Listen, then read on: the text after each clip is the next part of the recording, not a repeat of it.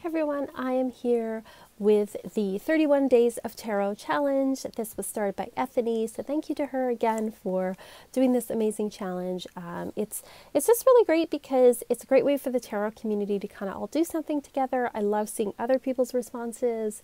It's a great way to start the year just thinking about tarot. So I encourage you to look up the hashtag 31 Days of Tarot 2019 and look at what other people are doing. Yeah, it's just like a really great exercise.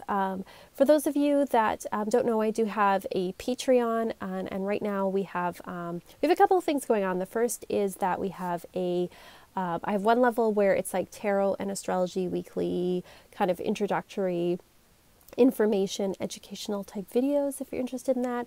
We also have a circle as well. This month we were working on organization, getting organized for the new year. So if you're interested in that at all, you can check out my Patreon, link is below. But let's get to the 31 days of tarot. So I'm doing, I'm not doing, some people are doing one day at a time. I'm doing kind of a week at a time. So right now I'm doing days 8 to 14. So looking at the past week's questions. So question 8 was, what are the top 5 decks that you are on your wish list for 2019? I actually only have 2 decks on my wish list for 2019, and I've pre-ordered them. They're both Colette Baron-Reid decks. I do love her decks. I am a little concerned, I have to say, with how fast they're starting to come out now, because I worry that the quality might go down, because usually she puts out a deck, maybe one deck a year or so. And the quality's been really great, but now there's just seems to be more decks, and I don't want it to become like Doreen Virtue, where it was just like being pumped out and just her name was stamped on it. So, but I am looking forward to these. There's a Goddess Oracle that's coming out very soon, actually. I think it might even be coming out in the next month or two. And then there's a Crystal Oracle that I think is set for the fall to come out, but I've pre-ordered both of them. I'm excited for them. I'm keeping an open mind, that's for sure. I do love the decks that she put out last year. The Spirit Animal Oracle is one that I have on my altar. I love it. And I also enjoyed the Mystical Shaman Oracle, which she did with a couple of other people as well. And that was my deck for last year. So I am enjoying the decks, and I hope that they continue to be the same quality that they are now. So those are the 2 that I'm looking forward to the most. So what are my tarot goals for 2019? Really, my tarot goal is to go through all of my tarot and oracle and rune decks and everything, and just really pair it back to the ones I work with and love. It still will be a lot of decks, but there's a lot of decks that I don't really use. I got them and didn't end up really using them, and I think that they need to be rehomed so that they are being used and loved. Because to me, I don't want to just collect decks for the sake of collecting decks. To me, all the decks that I have should have a job to do. They should all be something that I use in some capacity. So if they're not being used, if they're not being loved, then they need to go to people who love them. So watch on this channel, because at some point I am going to be doing just like a sale and trade trade video of what I'm looking at getting rid of for the year, and just working with the ones that I love. The question 10 is tarot decks that I want to work with more in 2019. So these are decks I already have that I really want to work with a little bit more. Maybe I didn't get a chance to really work with them last year, and I want to spend more time with them this year. So the tarot decks that I want to spend some time with is, first of all, is the Raven's Prophecy Tarot. I love this deck. I got it in 2017, but I didn't really get a chance to work with it last year. I was going to use this as my November deck, but then I ended up getting the Spirit Keepers Tarot and ended up using that one, which is another awesome, amazing deck. So this is the Raven's Prophecy Tarot. That's the back there. This was a deck that was kind of a surprise for me when I got it. It wasn't really on my list, and then I saw it in the store and I kept seeing it. It was kind of calling to me, and I ended up getting it, and I just love this deck, and the book that goes with it is amazing. This person is very creative, and it really speaks to my creative soul, this particular tarot deck. So I really want to work with it more. It's also got a very fall energy to it, so I'm looking forward to working with that this coming fall. It's like, I've missed you and I want to reconnect with you, and so that's one of the ones that I really want to work with this year. The other tarot deck that I didn't get a chance to work with last year that I want to this year is the Animal Wisdom Tarot. I love this deck. It is such a gentle, wonderful, beautiful deck.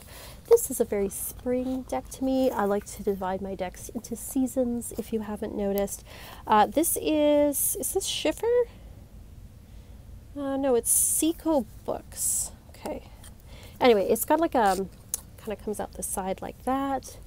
This is the back there. It's these beautiful watercolor kind of paintings, different animals. Look at that moon with the little bunny. It's so cute. I love it. I love it. I love it. It's got this just great springtime energy to it. It's so nice. It's so fun. It's so gentle, but it still gives great accurate readings. So again, this is another friend I feel like I haven't seen in a while and I miss them and I want to work with them a little bit more. Now the next question is, as I try to awkwardly stuff this back into the box without wrecking anything, is what oracle decks do you want to work with more in 2019? And again, I have a couple of decks here that I didn't get a chance to work with last year, but I really want to work with this year. The first is the Gospel of Aradia. This is a really beautiful deck. It's not a big deck. I think there's only like 30 something cards in it, but it's got a really lovely, feminine, witchy vibe to it. Again, it's got a very spring type vibe to it. It's very feminine, very lovely, and I just want to work with it more. Yeah. Love that. Love the imagery in this.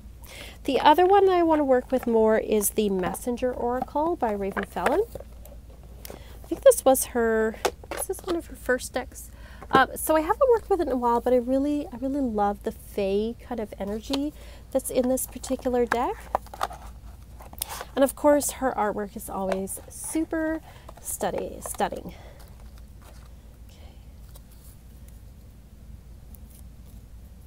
There we go. Love it. She's got such a lovely kind of mystical, medieval fantasy, fairy. Oh, I love this line. Love it. Kind of energy to it. So I really want to work with that more this spring as well. Again, it was the deck I didn't really get a lot of chances to work with last year, but I really want to this year. So it's kind of like reconnecting with old friends. Next we have 12. Have you dealt with imposter syndrome when it comes to tarot? I have to say not really. Because when I started reading, that was like oh my God, that's like 24 years ago. That's a long time ago. And when I was reading, I mean, there wasn't like the internet like there is now. The internet was just starting to become a thing back then. It wasn't anything like it was now. It was just like nothing. And so I wasn't connecting with other people that knew how to do it. In fact, I was the only person I knew who read cards.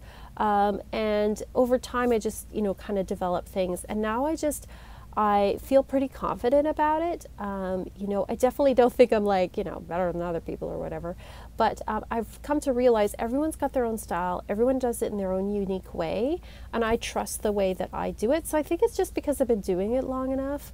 I definitely have imposter syndrome about other things that I do, but this isn't really one of them. And maybe that's like a weird answer because I'm sure other people say yes, but I don't know. I just feel like I just accept that this is the way that I do things and I don't really worry about it too much. Question 13 is major arcana for your sun, moon, and rising sign, and how do they play out in your life? So my sun sign, look, I'm prepared. I pulled the cards out beforehand, so I don't have to search through. Amazing. I usually don't do that. So I'm a Leo, and so here we have the Strength card. This is the Revelations Tarot, just so you know. And it's a very Leo kind of card. This is also 8 is also my my birth number as well, my life path number. So this card is very important to me and a card that I really identify with. So this card for me, I feel like this one really plays out like I am, quite Leo in some ways. I'm a Leo, so I find that this like inner strength and determination and getting through like I've gone through some, pretty big hardships in my life. So for me, this card signifies a lot. And especially when I'm feeling down or going through something difficult, this card is really a reminder, like, you can keep going. You have the strength and the will to get past things, to achieve your goals. So this card is really important to me in a deck. Now, my moon sign is Cancer, and so Cancer is signified by the Chariot, which is also a card of determination and going for things. And emotionally, that is very important for me. Like, I like to have both things really balanced. And I think it's interesting that my sun sign is ruled by the sun, and my moon sign is ruled by the moon. And one of my best friends, she's the opposite of me. She is a Cancer with a Leo moon, so we kind of complement each other really, really well. The Chariot, I think, like, emotionally, it's about, kind of balancing yourself out and really going for things, being determined, not afraid to take, chances, and really, just going for your goals. So it's a very, like, both these cards to me are important because they're both signify going for it and really sticking to your guns and being determined. Now, my rising sign is Libra, and here we have Justice. So this card's important to me too because fairness is always important to me. I believe in things like equality. I believe in social justice. I believe in treating people with dignity and respect and trying to be fair. I hate it when I see things I just feel like are really unfair. So this card really describes me as well. I love this Justice card. This is one of my favorites. It's just a really cool card. I like to be balanced too. I like to have a balance like masculine and feminine side. I like to, be balanced in like work and play. For me, balance is super duper important in my life. And if I get thrown off with my organization and balance, I hate it. So this card is very important to me as well. So I think these cards are apt for me, especially when it comes to describing me astrologically. Now, number 14 is which tarot decks give, how did they put this? Give you meaning and insight by way of symbology of the cards rather than intuition or just your basic knowledge. So I think what they're asking in this particular question is, which deck do you feel has the most symbols in it that you can read off of? Now, I could have gone with a couple of different decks, but I want to go with the Revelations Tarot that I'm working with this month. I think this is it is one of my favorite decks. I love that it has a picture upright and a picture upside down. So no matter, like, if you do read reversals like me, you have images no matter which way around to look at. And I think that there's just like I love all the symbols in this deck as well as the colors. You can get stuff from the colors. Like, look at that devil. Like, he's just amazing. And then upside down, like, just so many great symbols that you can look at here. So, if you're someone that's learning tarot, especially if you're learning tarot reversals, this is an excellent deck for that. It's got so many symbols, so many things going on here that you can really work with, that you can look at without, even if you're not somebody who's like an intuitive, kind of reader, or maybe you haven't memorized all the cards and what they mean, you can really look at the pictures here and the colors and really get a lot of information from this particular deck. So those are my answers for days 8 to 14 of the 31 days of tarot. I hope you go look at other people as well. There's a lot of people doing some awesome videos about that. So, and thank you so much for watching. Comments, questions below. I love to see them all. And as always, peace, love, rock and roll.